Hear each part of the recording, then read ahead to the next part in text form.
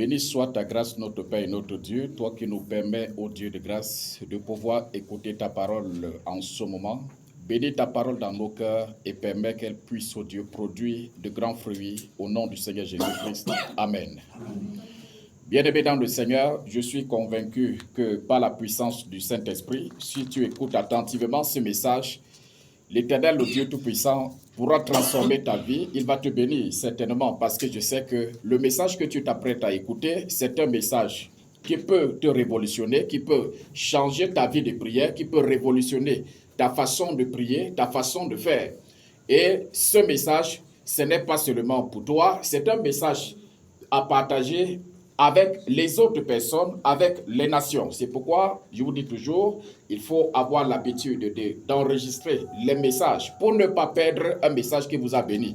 Vous avez les téléphones Android, je ne sais pas pourquoi plusieurs personnes, même sur WhatsApp, ne peuvent pas enregistrer les messages pour pouvoir les partager aussi avec les autres.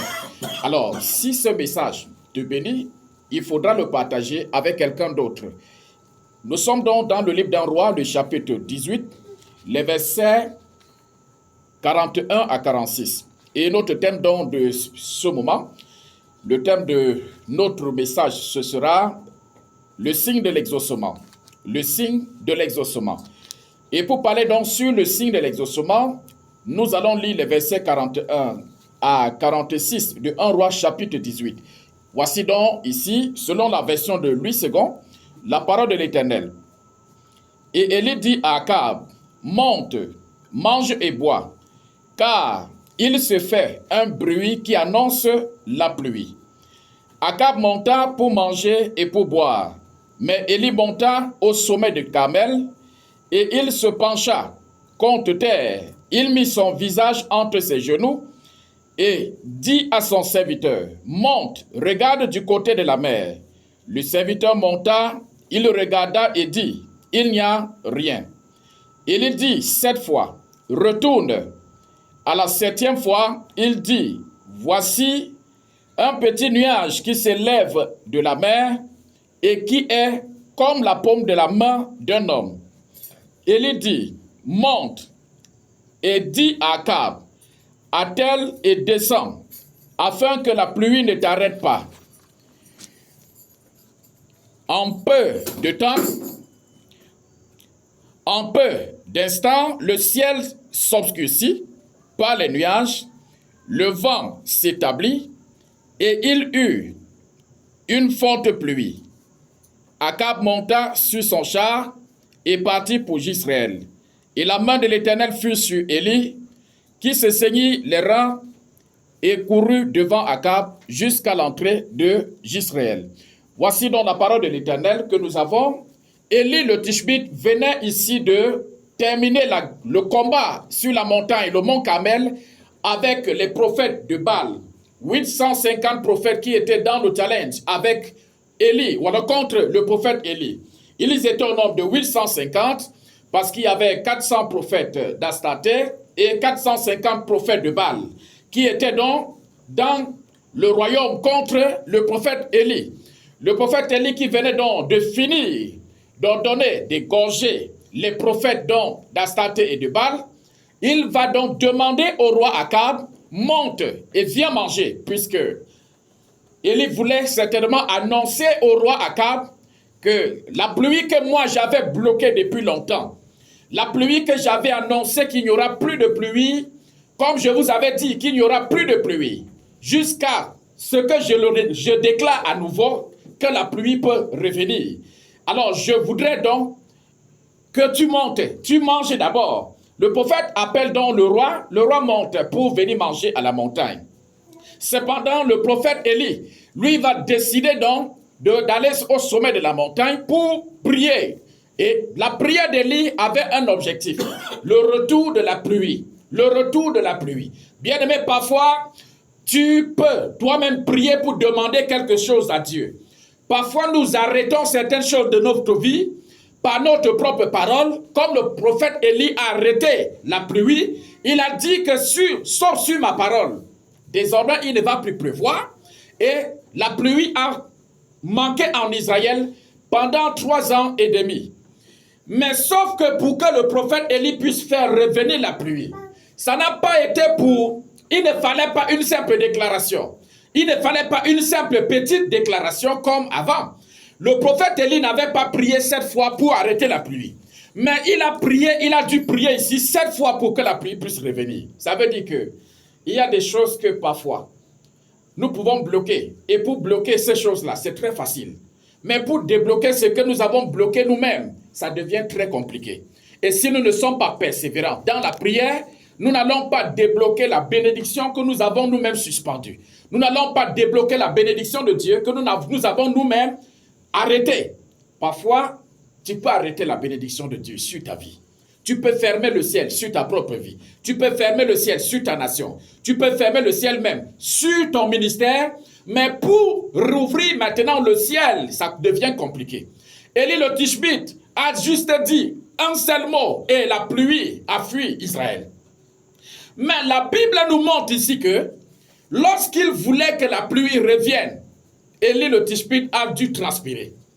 Il a prié 7 fois. Et ce qui m'intéresse aujourd'hui, c'est qu'il est prié à côté et à côté de son serviteur. Le serviteur était toujours là à côté. Élie communiquait avec son serviteur de temps en temps. Il dit, pendant qu'il prie, il met sa tête entre les genoux, il commence à prier pour que la pluie qu'il avait lui-même arrêtée puisse revenir. Je te pose d'abord la question de savoir, qu'est-ce que tu as arrêté dans ta vie? Quelle est la bénédiction de Dieu que toi-même tu as suspendue? Parce que peut-être tu voulais montrer ou alors faire la démonstration de puissance. Élie voulait faire la démonstration de puissance en Israël pour montrer à Akab et à Jézabel que lui, il peut commander même le ciel. Il peut aussi arrêter les événements du ciel. Il peut suspendre le fonctionnement même des cieux. Parce que la pluie descend du ciel. Élie leur dit que moi, je peux fermer le ciel. On savait qu'avant cette scène-là du prophète Élie, il n'y avait que Dieu peut-être certainement pour pouvoir fermer le ciel. Mais le Tishbite ici, l'homme de Tishbé, Élie, va fermer le ciel pour montrer aux autres que lui fait la démonstration de puissance. Je sais que toi aussi tu as déjà fait une démonstration de puissance parce que vous aimez faire les déclarations, par exemple ce que vous appelez déclarations prophétiques. Je prophétise, je prophétise. Parfois tu oublies que tu peux toi-même décréter des choses qui vont te coûter cher demain. Certaines personnes ont eu à dire à cause peut-être de la douleur qu'elles traversent, qu'elles ressentent. Je maudis le jour où je suis né. Je maudis le jour où j'étais rencontré. Je maudis le jour où j'étais connu. Je maudis le jour où j'étais vu. Je maudis le jour où j'étais accepté. Ils oublient qu'ils vont revivre encore le même jour-là chaque année. Ils oublient qu'ils vont revivre le même jour-là chaque fois qu'une nouvelle année va arriver. Si tu m'as rencontré le lundi, chaque fois que lundi va arriver, c'est la malédiction qui va agir dans ta vie. Parce que tu as maudit ce jour de lundi. Et parfois on pense qu'on est en train de faire les déclarations, c'est pour tuer les autres, ou alors c'est pour écraser les autres, ou bien c'est pour cracher sur les autres. Or, nous sommes en train de nous tuer nous-mêmes quand tu maudis le jour de ta naissance. N'oublie pas que si tu es né un 22 novembre, il y aura toujours les 22 novembre qui vont passer. Chaque fois que le 22 novembre va arriver, la malédiction va agir dans ta vie. Les conséquences de malédiction, là, tu vas les subir. Parfois, ça peut même quitter même sur un seul jour que tu as maudit. Ça envahit même tout un mois. Il y a des gens qui vivent certainement la malédiction comme ça.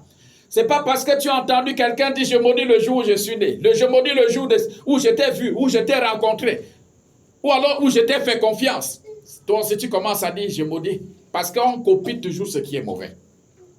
Bien-aimé, tu as arrêté quelle bénédiction dans ta vie? Où est-ce que tu as fermé le ciel quelque part? Soit sur ta famille, sur ton ministère, ou alors dans ta vie. La bonne nouvelle, c'est que Dieu t'annonce ce soir qu'il n'y a que toi-même pour rouvrir maintenant le ciel que tu as fermé. Tu peux encore décanter la situation que toi-même tu as compliquée. Ce n'est pas Dieu qui a dit à Élie le Tishbite d'arrêter la pluie. Ce n'est pas Dieu qui a dit à Élie le Tishbite que ferme les cieux. Non. Et Élie devrait donc supplier l'Éternel pour que la pluie puisse revenir. Et ici, la façon dont Dieu agit pour le retour de la pluie, très lentement, ça nous prouve ici que il voulait montrer aussi à Élie, ou alors il voulait nous enseigner par le Tishbite que c'est facile de fermer le ciel.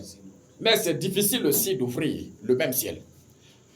Et par conséquent, chacun de nous doit tout faire pour mener une vie paisible avec Dieu, tranquille avec Dieu, pour ne pas fermer les cieux sur sa vie. Ne pose pas des actes qui vont te coincer. Ne pose pas des actes qui vont fermer le ciel sur ta vie, sur ta famille. Ne ferme pas le ciel sur toi. Ne ferme pas le ciel sur ton ministère, sur ta maison. Ne ferme pas le ciel sur tes activités, parce que cela pourra te coûter cher. Plusieurs cas, ils ont fermé le ciel.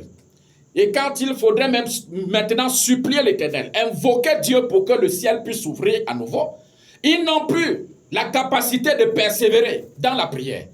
Ils n'ont pas la persévérance du prophète Élie. L'homme de Dieu Élie était persévérant, un homme de Dieu déterminé.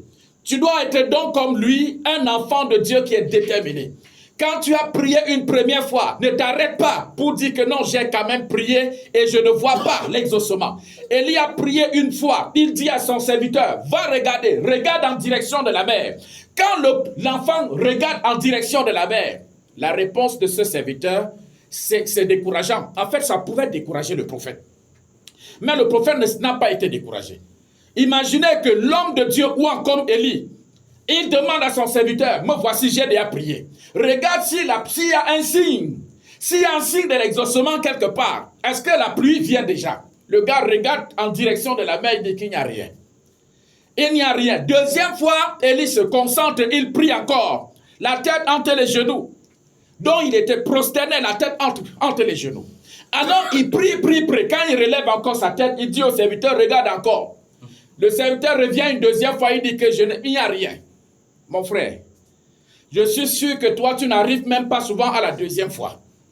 Quand tu demandes une bénédiction à Dieu, oh Dieu, je veux un capital pour les affaires. Oh Dieu, bénis mon ministère. Seigneur, touche-moi. Seigneur, remplis-moi du don de guérison.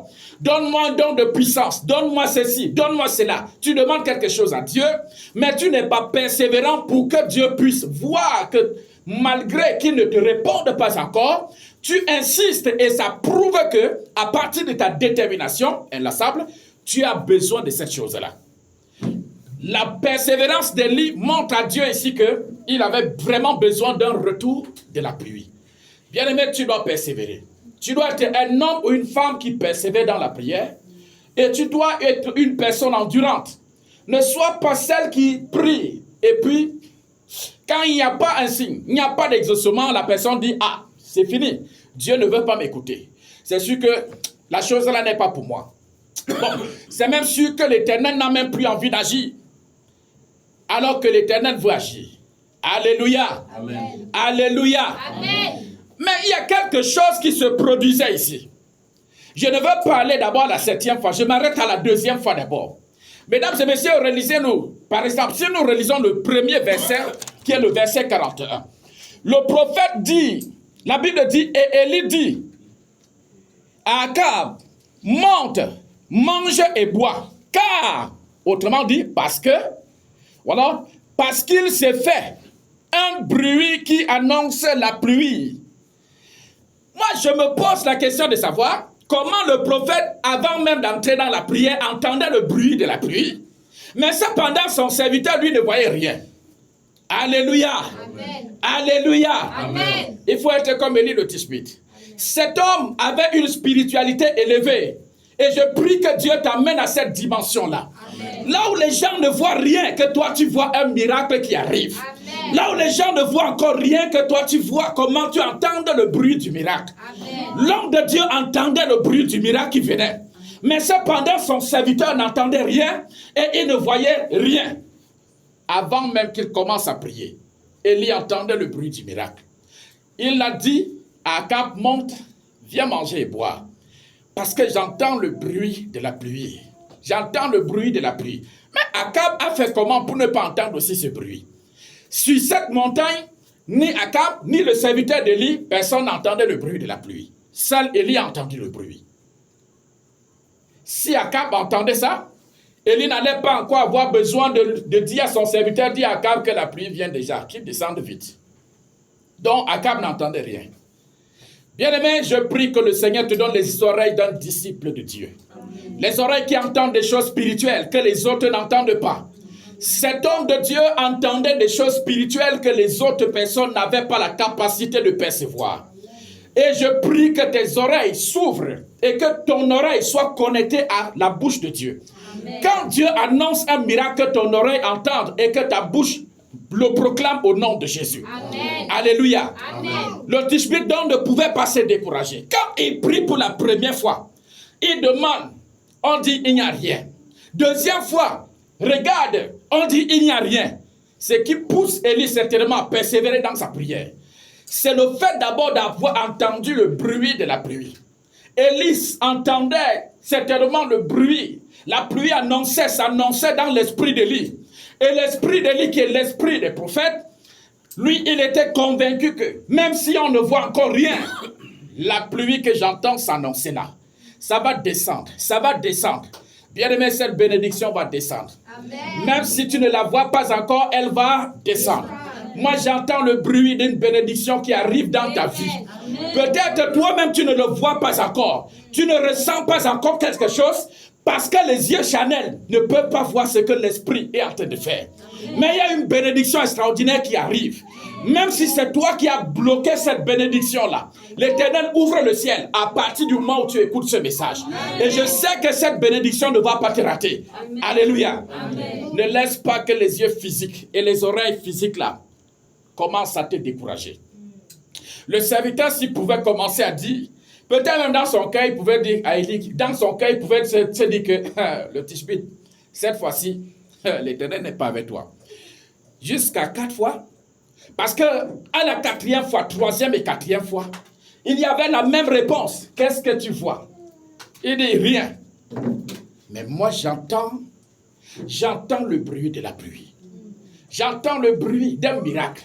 Mais toi tu me dis que tu ne vois rien. Qu'est-ce qui ne va pas? Quel est cet écart de vision et d'entendement entre l'homme de Dieu et son serviteur? Bien-aimé, ne sois pas comme le serviteur-ci. Tu dois avoir les oreilles vierges, les oreilles ouvertes, les oreilles ouvertes pour écouter la voix de Dieu, pour entendre les choses du royaume spirituel. Parce que nous ne sommes pas des hommes charnels, nous sommes spirituels. Et les hommes spirituels entendent ce qui vient de l'esprit. Ce que le monde physique n'a pas encore vu, nous, spirituellement, nous entendons déjà. Et nous voyons déjà. Nous pouvons percevoir ce que les autres ne perçoivent pas encore. Et c'est pourquoi je prie que Dieu t'ouvre les yeux. Afin de commencer à percevoir avec ton esprit ce que l'homme ne peut pas encore voir.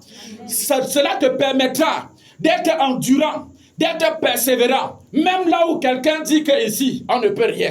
Toi, tu verras qu'on peut quelque chose. On peut réussir parce que tu entends quelque chose dans l'esprit. Alléluia. Amen. Je ne sais pas si Dieu te bénit par ce message, mais je sais que l'Éternel est en train de bénir une nation. L'Éternel bénira les nations à travers ce message. Je voudrais que ça commence par toi, parce que tu es une très grande nation. Alléluia. Amen. Alléluia. Amen. Alléluia. Amen. Le Dieu Tout-Puissant veut te bénir.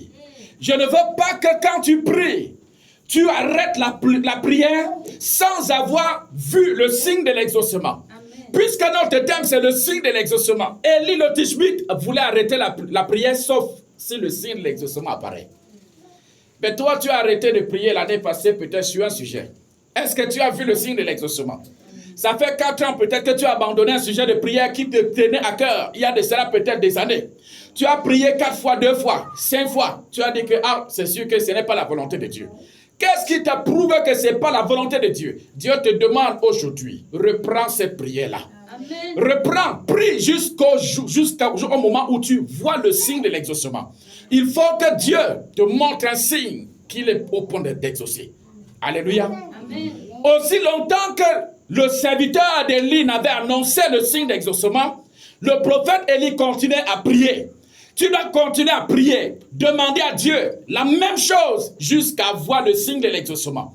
Quand il y aura le signe de la pluie, quand il y aura le signe de l'exaucement, là tu peux arrêter la prière. Tu sais déjà maintenant que Dieu a décidé d'agir. Alléluia. Amen.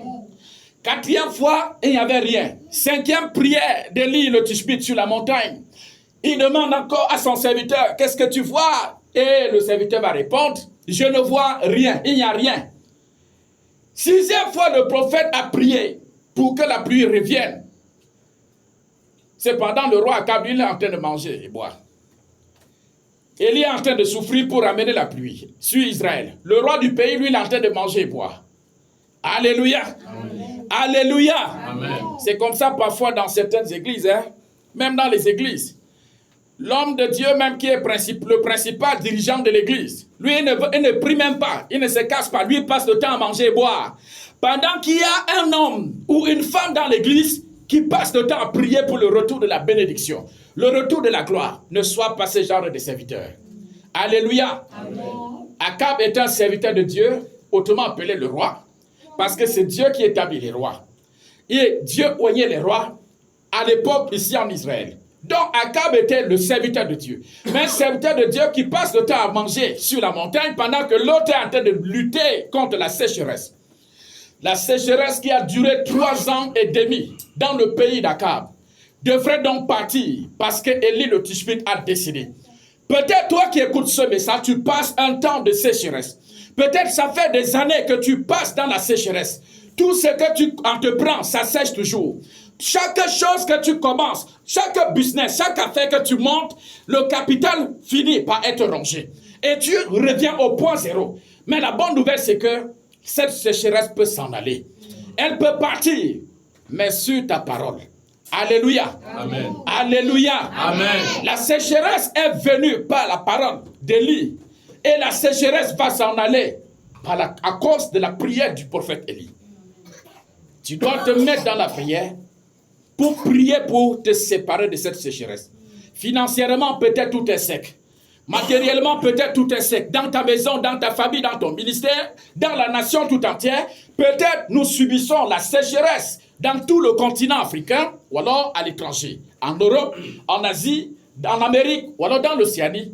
Plusieurs sont en train de crier la sécheresse. Mais la bonne nouvelle, c'est que la sécheresse ne restera pas toujours dans un royaume, dans un continent, dans un pays, dans une nation ou une famille ou un ministère où il y a un homme qui prie, où il y a une femme qui peut aussi prier.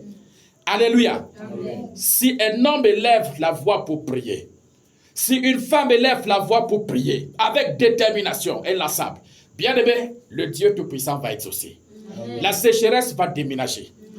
Je prie que tout ce qui est sécheresse dans ta vie, dans ta maison, plie bagage au nom de Jésus. Amen. Que cela déménage au nom puissant de Jésus. Amen. Et qu'à partir de maintenant, tu commences à vivre une nouvelle saison. Amen. Quand la saison pluvieuse arrive, je pense que ceux qui ont souffert de la sécheresse, ils commencent à être bien. Les maladies de la saison sèche partent. Alléluia. Amen. Quand la saison sèche est là, il y a les maladies. Les gens ont le rhume, les gens ont la toux, les gens ont la grippe à tout moment. Les gens sont touchés, attaqués par toutes sortes de maladies pendant la saison sèche, par exemple. Mais quand cette saison-là est bannie, la saison pluvieuse arrive, on se sent plus en sécurité parfois. Je prie que la saison de pluie arrive.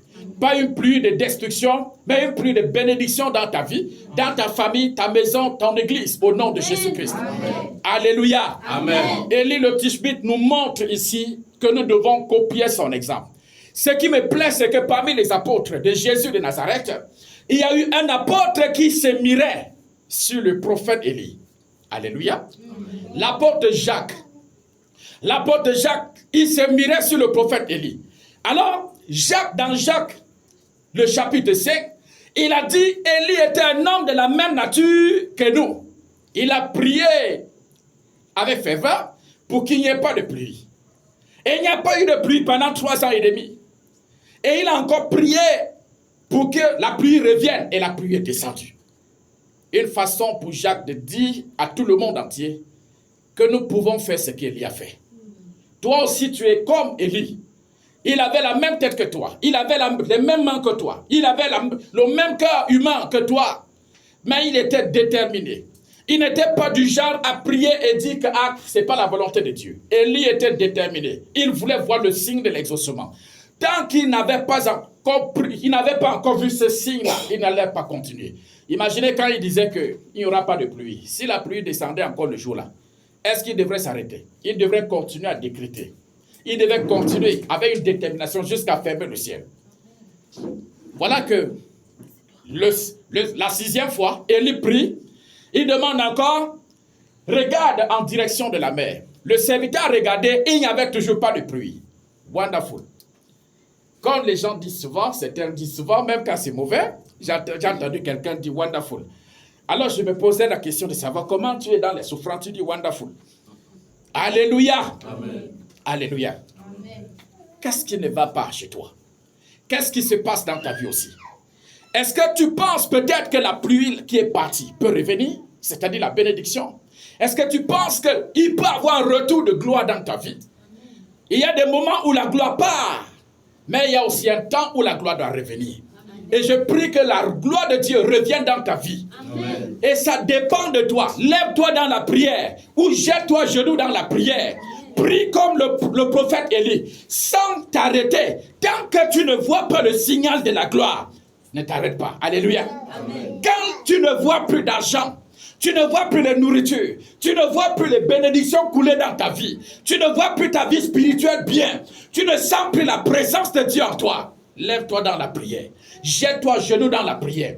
Et tu ne pourras arrêter la prière que lorsque tu commences à ressentir la présence de Dieu en toi. Quand ça commence à signaler, peut-être tu ressens légèrement la présence de Dieu. Là, tu peux comprendre que l'Éternel est en train de venir.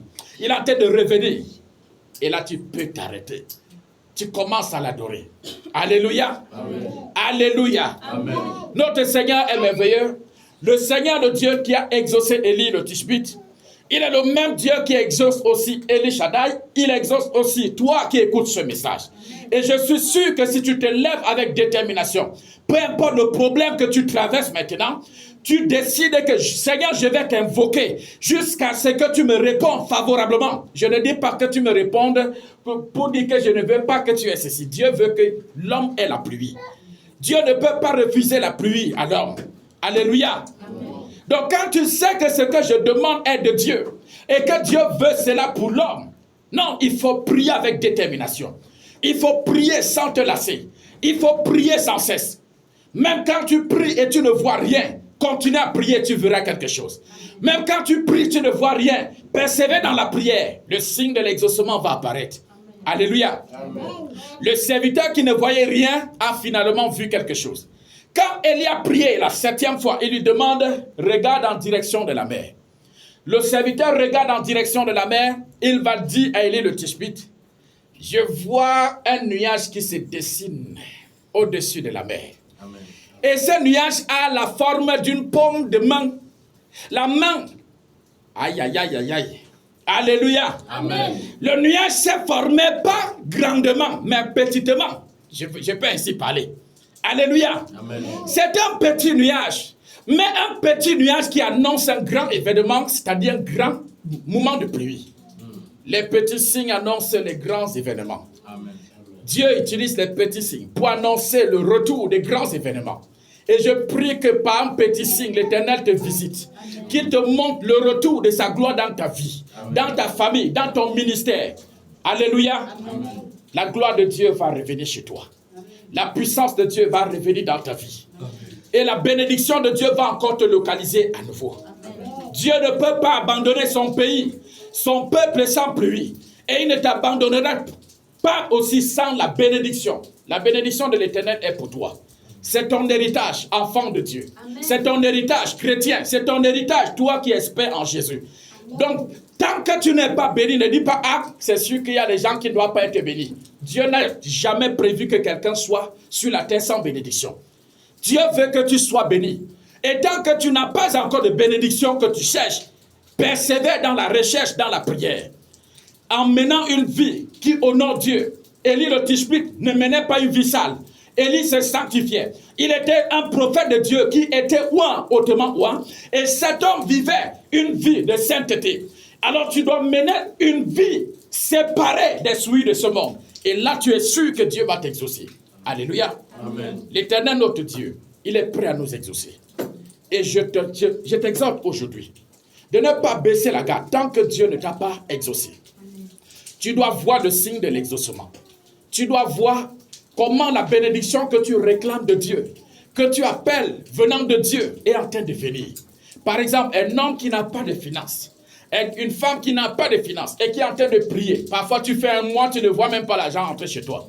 Mais quand tu commences à prier, Quand tu commences à persévérer dans la prière, avec assurance, tu commences à voir les petites miettes qui entrent. Les petites miettes qui entrent, ça veut dire que tu vois derrière le petit nuage. Alléluia. Amen. Tu t'accroches donc sur le petit nuage là, tu fais donc la dernière chose que le prophète a eu à faire. Quand il a vu, quand son serviteur lui a annoncé que je vois un nuage qui a la forme de la paume de main, le prophète a donc directement prophétisé. Il a prophétisé la pluie. Il a dit, va dire à Akab, descends et dis à Akab de descendre rapidement parce que la pluie arrive. La pluie arrive, c'est là que la déclaration prophétique prend effet donc. Quand tu vois déjà le signe de l'accomplissement de quelque chose que tu désires, tu peux donc maintenant commencer à sortir les déclarations. Tu peux donc commencer à proclamer que telle la pluie descend. À partir de maintenant, la pluie que j'ai suspendue, que j'ai arrêtée, que j'ai stoppée, cette pluie revient. Élie n'a pas commencé, elle n'a pas dit que la pluie arrive, alors qu'il n'avait pas encore vu le signe de l'exaucement.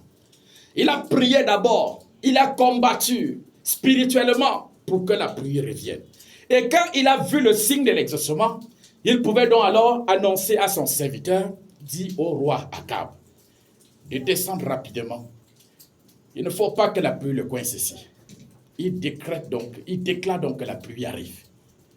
Bien-aimé, je sais que la pluie vient dans ta vie. Amen. Amen. Même si tu ne crois pas, je sais qu'une bonne pluie arrive. Amen. Une bonne saison de pluie arrive dans ta vie. Peut-être tu vois tout, t'es sec. Tu vois tout, peut-être de travers. Même quand un homme de Dieu te dit, ma fille, mon fils, je vois un changement positif dans ta vie. Je vois l'Éternel te bénir. Toi, tu dis que, tout ça là, avec tout ce que j'ai traversé là, je ne vois même rien, même pas de miettes. Bien-aimé, ça vient. La gloire de Dieu revient dans ta vie. Amen. Seulement marche selon les voies de Dieu, les principes de l'Éternel, comme Élie, il se séparait de ce monde-ci. Il menait une vie qui honorait Dieu. Ne commence pas, ne pas te mélanger dans les souilles de ce monde et tu prétends peut-être invoquer l'Éternel. Dieu n'exauce pas la prière du pécheur. C'est écrit ainsi. Alors, s'il voit un pécheur qui se répand, qui a un cœur repentant, il regrette tous ses péchés. Il invoque l'Éternel. L'Éternel exauce ce genre de pécheur-là. Le pécheur qui a le cœur, qui regrette d'avoir commis le péché, Dieu l'écoute. Et il exauce. Sois cette personne-là. Peu importe le nombre de tes péchés, répands-toi et reviens à l'Éternel. Invoque Dieu pour le retour de la bénédiction dans ta vie, le retour de la pluie dans ta vie, et je suis sûr que tu rendras témoignage que l'Éternel t'a alors visité. Il faut le signe de l'exaucement. Il faut le signe de l'exaucement dans ta vie. L'exaucement n'est pas long. Toi, tu ne vois pas encore, mais c'est déjà dessiné dans le spirituel. Amen. Le prophète, avant de commencer à prier, l'exaucement était déjà là.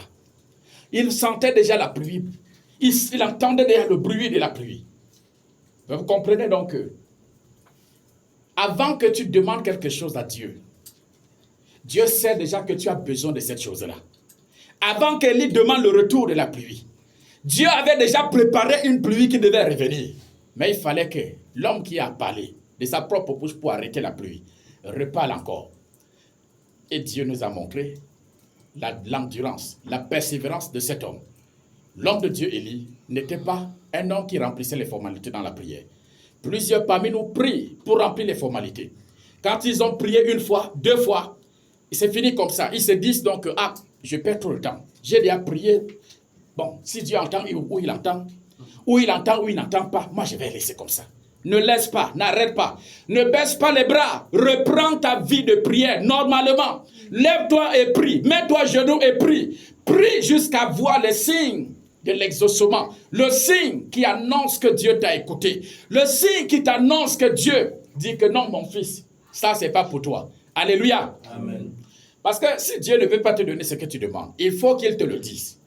Mais tant que Dieu ne te dit pas que mon fils, ma fille, ce que tu me demandes là n'est pas pour toi, continue à prier. Paul a prié le Seigneur 3 fois pour qu'il lui enlève l'écharpe. Donc il a prié une première fois, Dieu n'a rien dit certainement. Deuxième fois, Paul a prié, il n'y avait rien. Troisième fois, l'apôtre Paul prie, le Seigneur lui dit, Paul, ma grâce te suffit. Ça veut dire qu'il y a eu intervention divine. Dieu a parlé. Et c'est là que Paul a cessé de prier. Paul n'a pas arrêté de prier tant qu'il n'avait pas entendu que Paul, ma grâce te suffit. Alléluia. Amen. Mais toi, tu arrêtes. Tu n'as pas entendu une parole de Dieu. Il faut continuer à prier. Reprends la vie de prière. En fait, recommence à demander à Dieu quelque chose qui te tient à cœur. Peut-être tu t'es découragé. Dieu te dit, lève-toi. Prends courage. Parce qu'il va t'exaucer. Lève-toi, prends courage. Il va t'exaucer. Prie l'Éternel, il va répondre favorablement et je suis sûr. Alléluia. Amen. Alléluia. Amen. Pourquoi la main, pourquoi le miracle là, le signe de l'exaucement avait la forme de la main? Le serviteur ne voyait pas comment la pluie venait, il n'entendait pas comment la pluie venait, mais cependant, Dieu a choisi de lui montrer une paume de main. Une paume de main. Paul dit donc à ce serviteur que pendant que mon serviteur Élie est en train de prier, et toi tu dis que tu ne vois pas, la main de l'Éternel est en train de s'agiter dans les nuages. Elle est déjà en train d'agir. Alléluia. Amen. La main de l'Éternel est déjà en train d'agir. Et la pluie arrive parce que la main que tu vois, c'est la main de Dieu qui est déjà levée. Je prie que l'Éternel lève sa main sur ta vie. Amen. Et que tes ennemis se dispersent. Que l'Éternel lève sa main sur toi pour le retour de sa gloire. Pour le retour de la pluie. Au nom puissant de Jésus. Amen. Amen. Amen. Lève-toi, tu vas prier.